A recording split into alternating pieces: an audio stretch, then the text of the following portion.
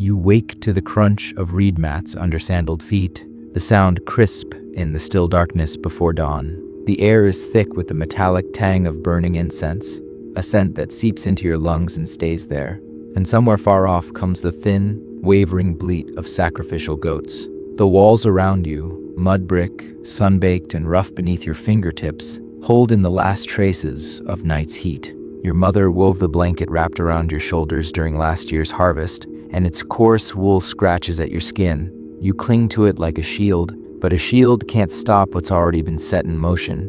You're no more than 12 summers old, your face still unmarked by years, your eyes still wide enough to believe the world might be fair. The footsteps outside are not those of a neighbor passing by or a friend at the door. These are measured, deliberate men from the temple, priests. In Babylon, that word carries a weight you can feel, even from behind a closed door. Your father sits by the fire pit, silent, his shoulders hunched forward as though the very air presses down on him. He doesn't meet your gaze. The clay envelope arrived days ago, sealed with the temple's insignia, 2 lions framing a rising sun. When the seal was broken, your fate was written. There was no question to answer, no choice to be made. The message was simple. You had been chosen. The word could be an honor in another house, in another story. Here, it lands with the finality of a stone dropped in water. There is no argument against it. No one argues with the temple. Your mother moves somewhere behind the thin dividing wall, the soft rustle of cloth marking her presence. She does not come to the doorway. There will be no tearful goodbye, no last embrace to hold on to. In a city where the temple's voice is older than kings and louder than family, love must be silent. When the door opens, the cool night air spills in, carrying the scent of oil lamps and the faint brackish tang of the Euphrates. The men stand in the doorway, their robes deep brown, their belts knotted with the symbols of their office. They do not touch you. They do not need to. Their presence alone is a command. The streets of Babylon are still mostly empty at this hour. Market stalls stand shuttered, and the stray dogs that roam the alleys curl tighter into the shadows as you pass. Lamps glow faintly behind closed windows, small pockets of warmth that seem impossibly far away. Ahead, the ziggurat rises, a stepped mountain built not from earth but from brick and human will. Even in the dim pre-dawn light, it dominates the skyline, each tier catching what little moonlight remains. To you, it feels less like a building and more like a boundary, the edge of one life and the start of another. The walk is long enough for your thoughts to race, but at every corner, a robed figure stands waiting, ready to close off any thought of escape. No words are exchanged beyond the soft murmurs of the priest, in a language older than the street you walk on. You don't understand the meaning, but you understand the intent you are being delivered. The closer you come to the temple, the thicker the air grows with the smell of incense. It's stronger here, mixed with the earthy scent of oil and the faint hint of something metallic. The first rays of dawn catch the edges of the upper tiers of the ziggurat, making them glow pale gold. You feel as though you're walking into the light, but the shadows at your feet grow longer. The great cedar gates are carved with scenes of conquest and worship, bronze bands glinting as the torchlight wavers. Figures of kings and gods tower over mortals who kneel low, their eyes downcast. The images seem to shift as the flames move, as if the carved gods themselves are watching you approach. When the gates open, they do so without sound, a kind of silence that feels rehearsed. You step into the courtyard, where rows of oil lamps throw dancing light onto the white limestone paving. Along one wall, a line of acolytes kneels with heads bowed, their linen robes stark against the shadows. They do not raise their eyes. At the center stands the high priest. His robe is embroidered with deep lapis and beaten gold, his face marked with the precise lines of ceremonial paint. When he looks at you, it's not as one person to another. It's the assessing gaze of someone who sees you as part of the temple's inventory. He speaks 3 words, each carrying the weight of a verdict: purity, devotion, service. You don't yet know the full price of those words, but you know they are the rules of your new life. The high priest's words seem to hang in the incense-heavy air long after his mouth closes. You're not sure whether you're supposed to answer, so you don't. One of the temple men gestures for you to follow. You pass beneath a tall stone archway into a narrow corridor lined with oil lamps. The light is warm, but it does little to soften the chill that seems to seep from the walls themselves. Each step echoes faintly, as though the stone remembers everyone who has walked this path before. You are led deeper inside, away from the open sky. The sound of the city fades until you hear only your own footsteps and the distant, steady beat of a drum. The rhythm is slow, deliberate. It's not music for entertainment. It's a summons. The corridor opens into a side chamber. A younger priest waits here, his hands stained with ink from the clay tablets stacked neatly behind him. His robe is simpler, the linen plain but clean, his eyes sharp in the dim light. Without greeting, he begins to recite a series of rules. No leaving the sacred grounds without permission, no speaking during certain rites, no contact with outsiders unless the high priest himself approves. His voice is even, almost bored, as though he said these words countless times. Still, each one feels like another stone being set in the wall that is slowly building around you. Through the open doorway behind him, you catch sight of a storeroom. Baskets of grain are stacked to the ceiling, alongside jars of oil, folded linen, and bundles of dried herbs. The temple will provide for you. It will feed you, clothe you, and shelter you. But as the younger priest continues his list, it becomes clear that these are not gifts. They are tools of ownership. When the recitation ends, he marks something down on a clay tablet and hands it to one of your escorts. You don't see what's written there, but you know it has your name on it now. Your name, pressed into clay, to be stored among the temple's records until it crumbles to dust. The younger priest gestures, and you are led into another corridor. This one slopes gently downward, the air cooling with each step. The stone underfoot is worn smooth by generations of passage. The drumbeat is louder here, reverberating through the walls. You emerge into a chamber lit by tall bronze braziers, the flames licking upward in thin, wavering tongues. The light flickers over carved pillars, each one depicting a god or spirit in exacting detail. Some look human, others animal, others neither. Their eyes seem to follow you as you cross the floor. A priest approaches, carrying a folded garment of white linen. He holds it out without speaking. Your escorts step back, waiting. You understand without needing to be told. You are to change. The linen robe is lighter than your old tunic, the fabric soft but unfamiliar. As you slip it over your head, the coarse wool of your blanket is taken from you, along with every other piece of clothing you arrived in. Nothing of the outside world remains on your body now. The priest examines the fit, adjusts the folds so they hang properly, and then produces a thin band of bronze. It is fastened around your wrist with a simple clasp. It's not heavy, but the cool metal feels permanent. As you glance around, you notice that every other boy wearing the white linen also bears the same bronze band. Once the band is in place, the priest steps aside, and your escorts resume their slow, steady pace forward. You pass through another archway into a vast hall. The ceiling soars high above, lost in shadow. The drumbeat is here, at the center of the space, deep and resonant. At the far end stands an altar of polished stone, its edges worn smooth by centuries of hands and offerings. A shallow groove runs along one side, catching the faint light like a scar. Priests move in precise patterns around it, their steps falling in perfect time with the drum. The high priest is here again. He begins to chant, his voice low and rhythmic, the words ancient and unrecognizable. One by one, the other priests join him until the sound fills the hall. The chant builds slowly, layer upon layer, until it feels as though the very air is vibrating against your skin. You are guided to kneel at the edge of the altar. The stone is cool beneath your hands, the air warm against your back from the braziers.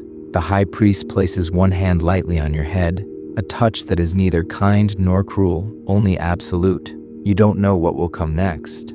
You only know that whatever happens here will mark you forever, as surely as the bronze band around your wrist. The chanting swells until it seems to fill not just the hall but the inside of your skull. The voices move together like a single living thing, rising, falling, stretching the air between each note until it feels thick enough to grasp.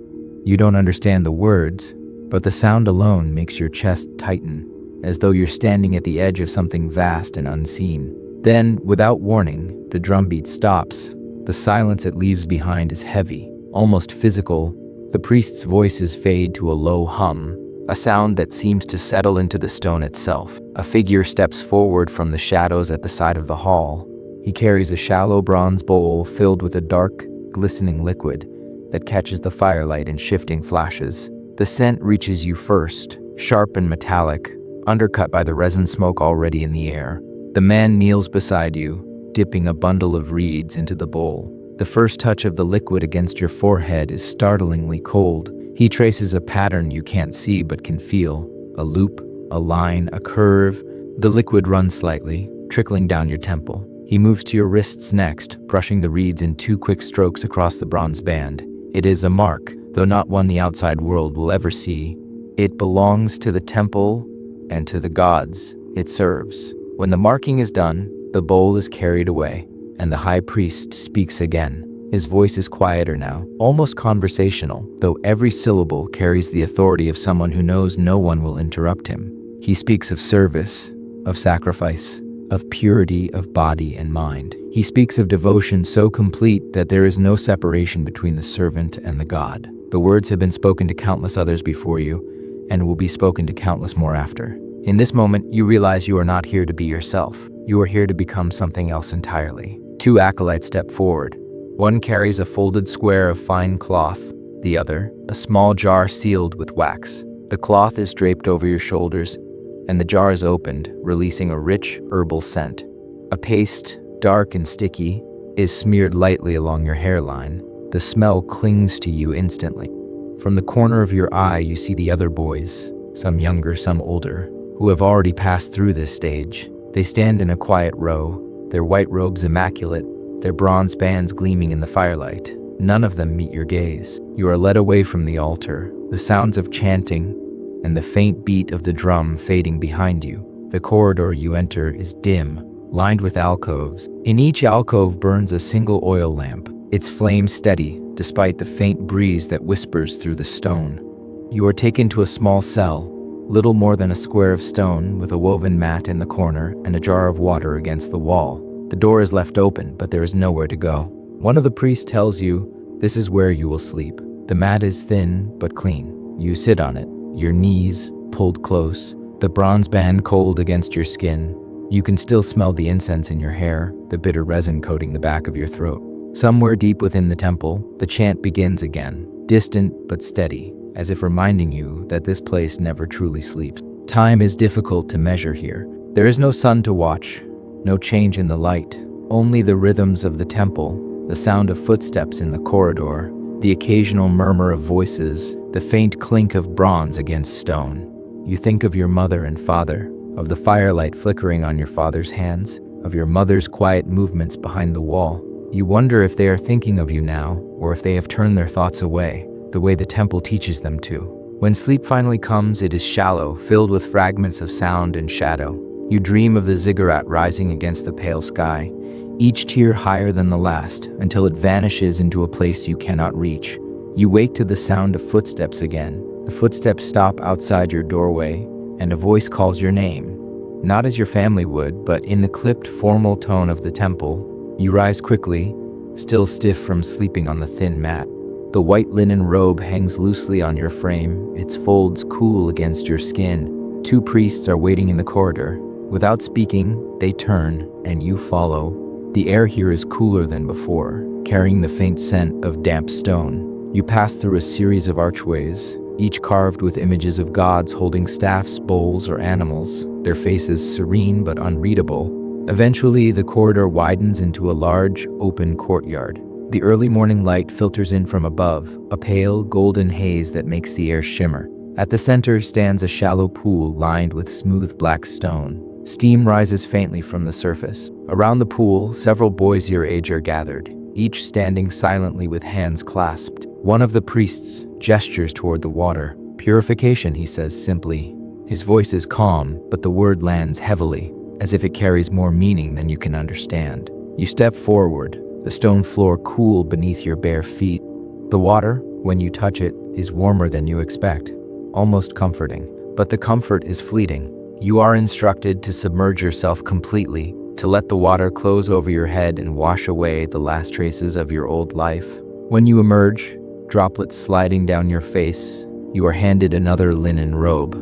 This one softer, finer, its edges embroidered in a faint geometric pattern. The bronze band remains on your wrist, gleaming in the morning light. You are led from the courtyard into another hall, this one lined with tall shelves stacked with clay tablets. The smell of baked earth and ink fills the space. A scribe sits at a low table, marking characters into wet clay with a reed stylus. Without looking up, he asks your name, then presses it carefully into a fresh tablet, adding symbols that mark your status. The tablet is set aside to dry, and with that, your existence here becomes part of the temple's permanent record.